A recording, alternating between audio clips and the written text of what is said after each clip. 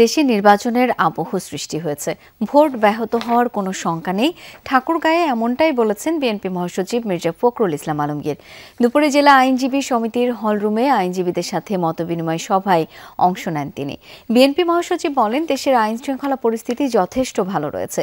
বেশিরভাগ রাজনৈতিক দল তাদের প্রার্থী ঘোষণা করেছে। আগামী বছরের ফেব্রুয়ারির প্রথম সপ্তাহ অথবা মধ্যবর্তী সময়ে নির্বাচনের দিন ঘোষণা হবে বলে আশাবাদী বিএনপি। মির্জা ফখরুল আরও বলেন, বিএনপি একটি বড় রাজনৈতিক দল, তাই একটি আসনে নির্বাচন করতে আগ্রহী একাধিক প্রার্থী থাকতেই পারে।